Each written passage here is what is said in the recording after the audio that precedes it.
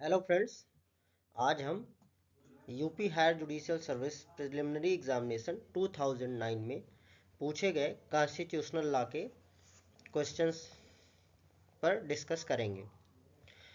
UP higher judicial service examination के preliminary examination 2009 में constitutional law से टोटल 6 क्वेश्चंस पूछे गए थे।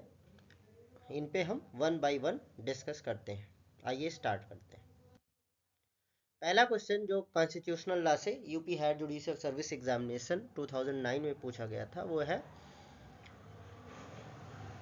Article 21 of constitution of India में आने वाले word procedure established by law के स्कोप को किस केस में एक्सप्लेन किया गया था। तो इसका सही ऑप्शन आंसर है option D, Maneka Gandhi versus union of India. Maneka Gandhi versus union of India में सुप्रीम कोर्ट ने A K. Gopalan versus state of Madras के केस को ओवररूल करते हुए कहा कि procedure established by law means procedure which is just, fair and reasonable.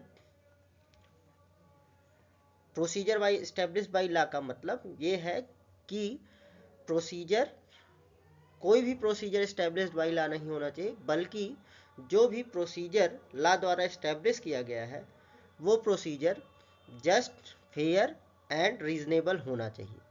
और कोई भी procedure just, fair and reasonable होने के लिए यह आवश्यक है कि वो नेचुरल जस्टिस के प्रिंसिपल्स को ऑब्जर्व करता हो। नेक्स्ट, आर्टिकल 356 के स्कोप को किस केस में एग्जामिन किया गया था। Article 356 of constitution of India deals with the imposition of president rule in states. Article 356 उस कंडीशन की बात करता है जब किसी भी स्टेट को कॉन्स्टिट्यूशनल प्रोविजंस के अकॉर्डिंग न चलाया जा सकता हो, अर्थात जब किसी स्टेट में कॉन्स्टिट्यूशनल मशीनरी फेल हो जाती है तो वहाँ पर प्रेसिडेंट रूल इम्पोज कर दिया जाता है। तो ये क्वेश्चन पूछता है कि किस केस में आर्टिकल 356 अर्थात प्रेसिडेंट रूल इम्पोज करने के स्कोप को एग्जामिन किया गया था। तो सही आंसर है option A, S R Bommai versus union of India. S R Bommai versus union of India के केस में S R Bommai versus union of India के केस में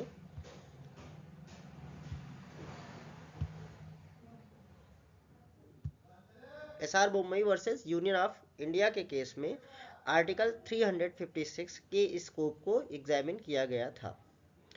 नेक्स्ट क्वेश्चन है the doctrine of eclipse is in regard to article. Doctrine of eclipse किस article से संबंधित है। तो इसका सही आंसर है option D,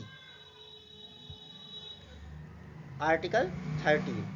article 13 constitution of India doctrine of eclipse की बात करता है। आर्टिकल 13 का क्लास 1 ये कहता है कि वो लॉज जो इस कॉन्स्टिट्यूशन के इन्फोर्स होने के समय ऑपरेशन में थे वो उस सीमा तक जिस सीमा तक वो कॉन्स्टिट्यूशन के पार्ट 3 अर्थात फंडामेंटल राइट्स का वायलेशन करते हैं उस सीमा तक शून्य होंगे।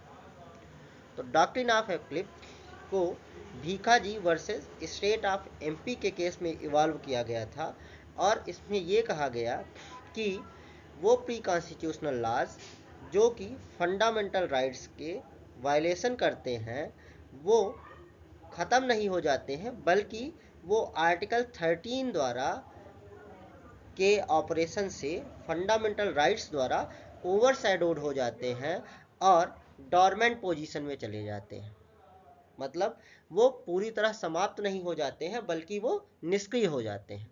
और यदि कभी फंडामेंटल राइट्स में किसी अमेंडमेंट के कारण ये एक्लिप्स रिमूव हो जाता है तो वो फिर से प्रभाव में आ जाते हैं, या ये लॉज उन लोगों के रेफरेंस में लागू रहते हैं जिनको फंडामेंटल राइट्स का प्रोटेक्शन नहीं मिला हुआ है।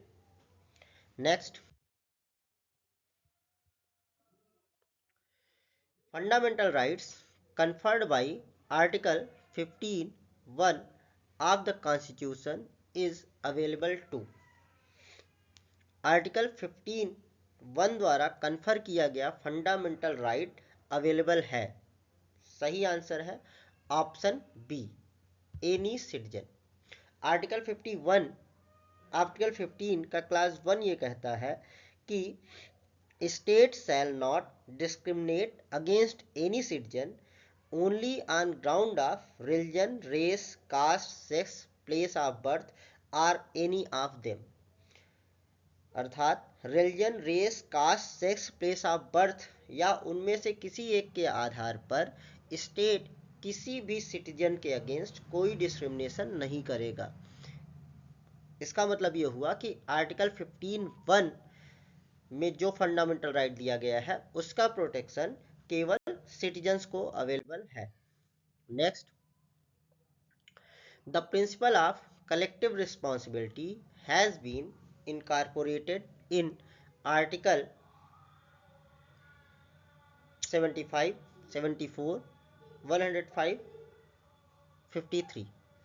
सही आंसर है option A, article 75।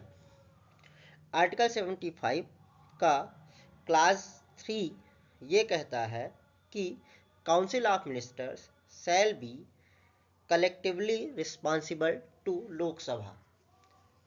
Council of ministers Lok Sabha के प्रति सामूहिक रूप से उत्तरदायी होगी। Next, constitutional safeguards to civil servants has been given in article 311, 300, 44, none of the above.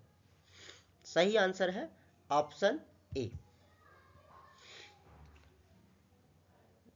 Civil servants को संविधान के किस अनुच्छेद के माध्यम से कॉन्स्टिट्यूशनल सेफगार्ड प्रोवाइड किया गया है? तो संविधान का अनुच्छेद 311 सिविल सर्वेंट को कॉन्स्टिट्यूशनल सेफगार्ड प्रोवाइड करता है। तो ये थे टोटल 6 क्वेश्चंस जो कि UP higher judicial service examinations 2009 में पूछे गए थे। आपको हमारा ये प्रयास हेल्पफुल लगा हो तो कृपया इसको लाइक कीजिए, अन्य लोगों के साथ शेयर कीजिए, और अगर अभी तक आपने हमारे चैनल को सब्सक्राइब नहीं किया है तो please do subscribe. Thank you.